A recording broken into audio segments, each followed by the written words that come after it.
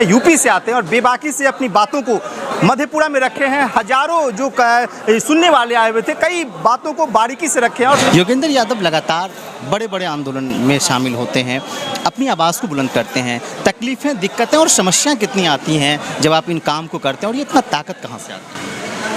इसकी जो स्थितियां उत्पन्न हो रही है, कई आंदोलन हो रहे हैं, युवा सड़कों पे रोजगार की मांग कर रहे हैं, और जिस तरीके से तस्वीरें निकलकर सामने आ रही है, क्या लगता है सर, किस तरीके से इसको आप देखते हैं? बीपी मंडल की धरती है, ये समाजवादी आंदोलन की धरती है, संघर्ष की धरती है, और ये कोसी मैया की धरती है।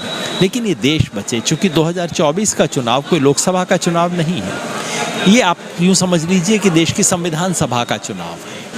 देश अगले 50-70 साल में क्या भविष्य होगा, वो चुनाव है। इसलिए अगर हम अपने बच्चों के लिए भविष्य को बचाना चाहते हैं, तो कम से कम ये जो संविधान विरोधी शक्तियां हैं, लोकतंत्र विरोधी शक्तियां हैं, और ये जो पिछले दरवाजे से चतुर्वर्ण व्यवस्था लाने की कोशिश कर रहे हैं, इनको लोकतांत्रिक तरीके से हराना अनिवार्य है। नहीं, मैं मधेपुरा पहली बार आ रहा हूँ, बिहार तो घूमता रहता हूँ, मधेपुरा पहली बार अवसर हो। या गठबंधन के दल जमीन पर संघर्ष करते हैं, लोगों के उन मुद्दों को लेकर संघर्ष करते हैं जो वास्तव में इस देश के बड़े मुद्दे हैं, तब बदलाव हो सकता है। बीजेपी हार सकती है, ये बीजेपी भी जानती है। इसे 2024 का चुनाव जीत लिया जाए, इसके लिए अपने ही घर के अंदर आग लगाने को उतारू है।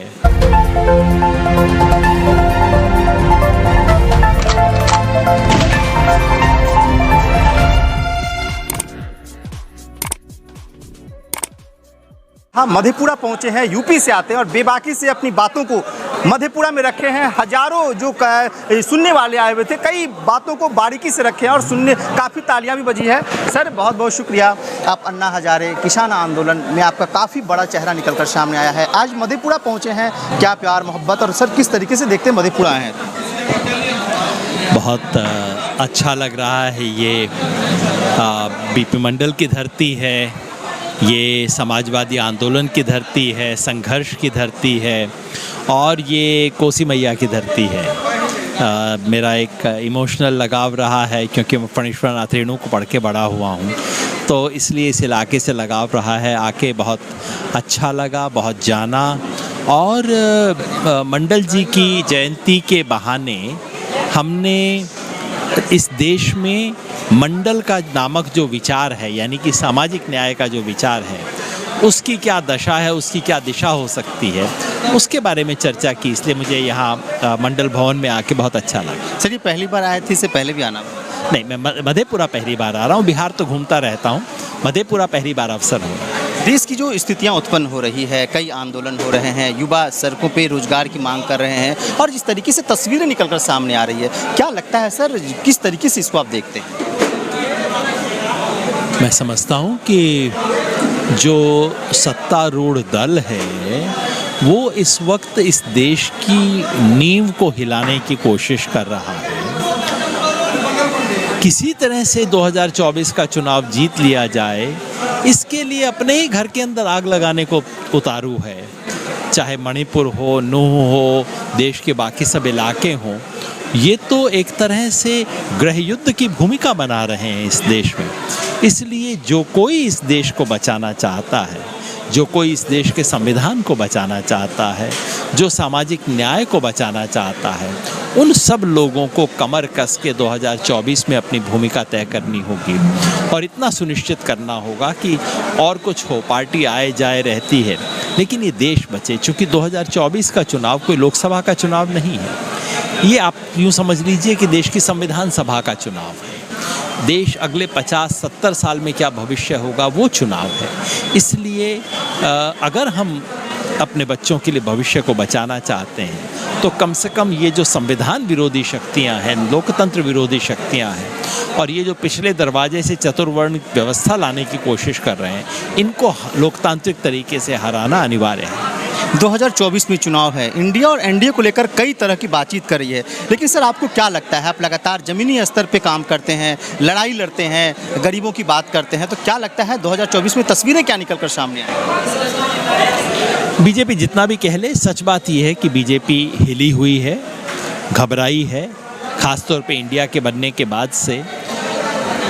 उधर इंडिया को भी मैं कहूँगा, खाली इंडिया बन लेने भर से काम नहीं चलेगा।